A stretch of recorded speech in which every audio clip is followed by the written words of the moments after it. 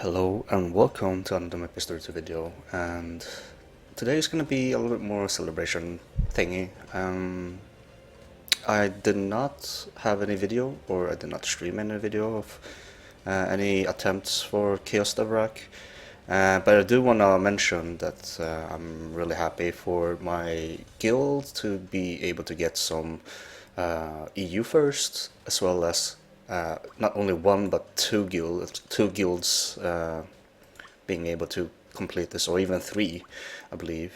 Um, we do notice that, or at least I noticed that there are two groups from my guild that has cleared it. Congrats to them. Really good job on getting those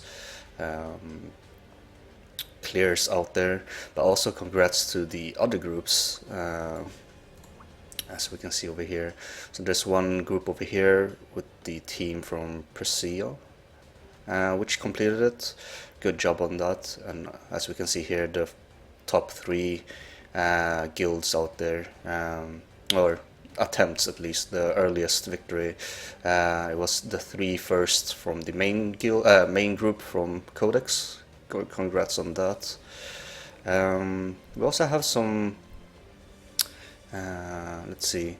I believe this was the second group from Codex, slightly after.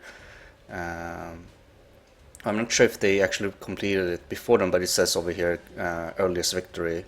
So I would assume after the two runs from the group of Perseo, we see the second group for Codex completing it. Congrats to you guys as well. And then they finish off the remaining two or three runs that they had, as well as Perseus group over here. We do see some few more runs over here. I believe this one was a new attempt during the close to midnight, or even past midnight for me. We have a 7-man group from the core group in Codex. Congrats on the achievement of completing it within with 7 players. That actually shows that how strong and organized they are to complete their Chaos Devrak with just 7 people. So that means they can do boss runs. So watch out for that. And not the very least, I think the same group with Perseo started to do a carry run, I suppose, and they got their 4th run in as well. So right now, as I can see, there's only 3 groups that has completed it. Congrats to you guys. I'm not in one of these groups. I haven't really bothered to go into a static group, but I've seen some few people join some pugs just to see their reaction, and it's really fun to see how everyone is being shocked with how difficult it is. So what I'd like to introduce right now with the video is what you can do to prevent, or to actually have some better performance, and what you can do in the lobby. So as you may have noticed in the screen, I have disabled all the players, or hide all the characters. So that's one of the important part, I guess, when it comes to reducing the amount of on-screen effects and such. You want to go to your options, and you want to go to the interface. Or actually, well, yeah, one of the first thing, interface, game options, interface, and then enable the 10-player dungeon meter. For that, you'll be able to see how everyone is performing during the raid, and you'll be able to see how well they are DPSing, and you'll have the big list instead of the personal one. The status text, that's something I would like to mention.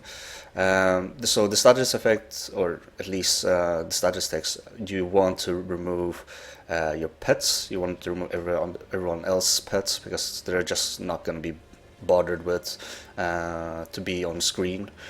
Another thing is to have your friend player's name shown.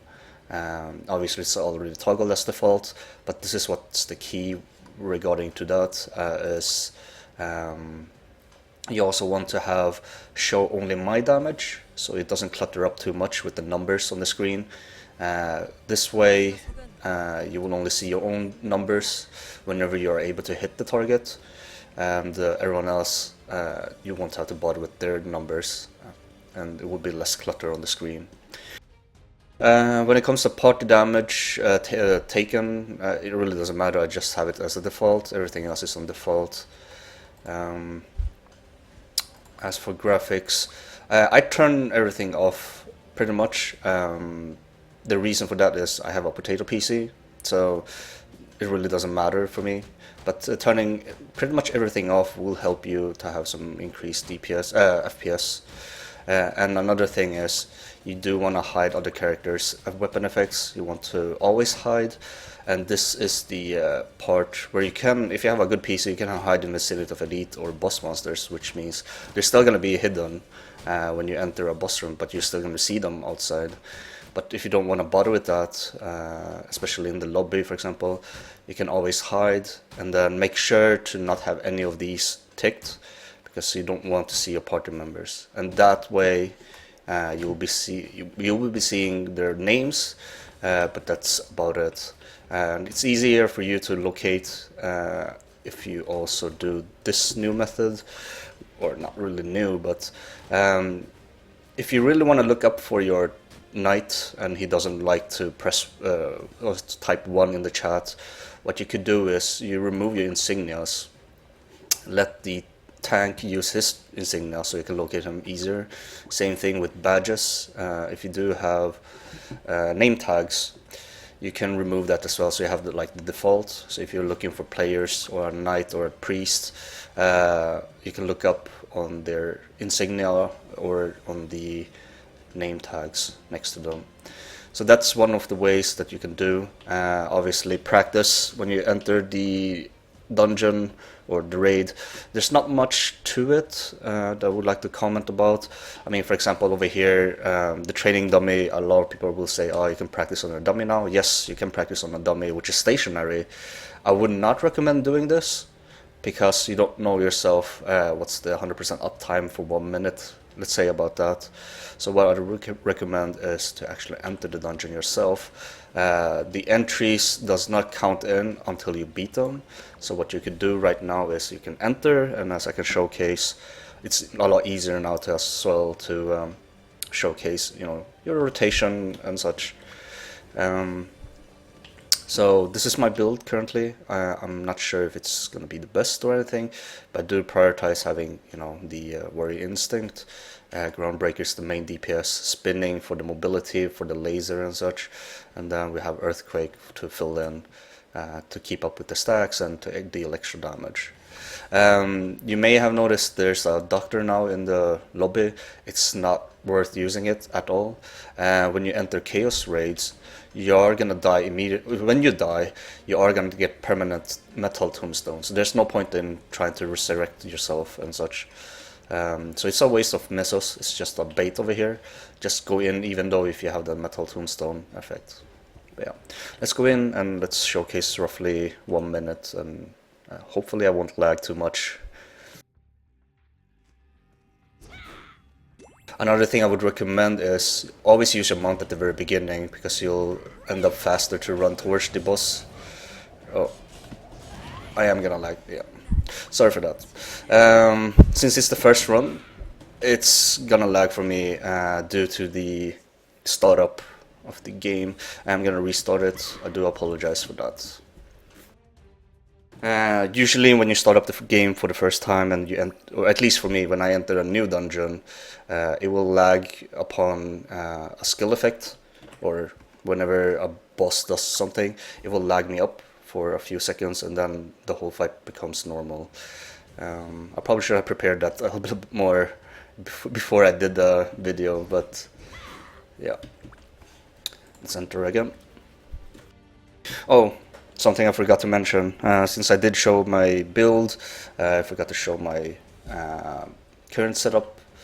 As you can see over here, we have 20 piercing. I am using blue items because they do give me better stats rather than the purple items that I have right now. I need to farm purple later on for the gear score, but right now for Devorak I would say some blue items is acceptable if you have good stats. I do have plus 14 on my weapon. I am planning on getting plus 15 this week, but I'm gonna be busy today, so that's why I'm uploading a video.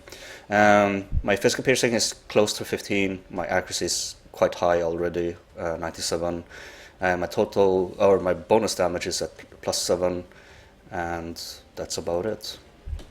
Let's get in again. Do not want to make this video too long, but it's just to give you guys some guides on how to improve your performance. I did forget to enter on my mount, but that's all good.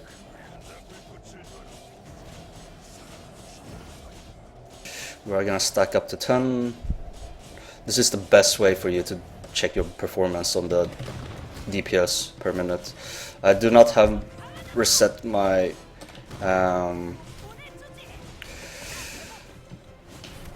I did not reset my total damage on the left side, but you can see roughly how it is. So since we are gonna get ghosts, it's gonna be a little bit hard. But as you can see on the timer on the top, that can be my parsing. But since I did get a ghost on me, it's gonna lower my DPS, and that usually don't happen when you are playing as a close range berserker. But as you can see, it took me, let's say, 15 extra seconds, so I had about 6 million in 1 minute. And the reason why I say that, and it says on the screen it's 30 minutes and 45 seconds or whatever, it's the reason for the amount of time I need to run up to the boss. So I had roughly 6 million just by going in and try to attempt attacking Chaos Devorak. And yeah, I did die over there because I was a little bit greedy, because the ghost will auto home to me because I'm the only player in here. I started to spin because I wanted to try to glide and spin around the boss. But this is a way for you to actually test your total DPS and damage when you're entering by yourself, because you are gonna be targeted later on by the ghosts or by the shadows, so you might as well practice a little bit for that instead of a dummy which only stands still and does nothing. On a dummy, I would say I would have increased 1 million or so, but that's just on a stationary target. But yeah, I hope this was slightly helpful. I did not want to make this video too long. As you can see, the ghost is what kills you most of the time. You have indicators around you, but thank you very much for watching, and good luck with your chaos raids. I'll see you guys in the next one.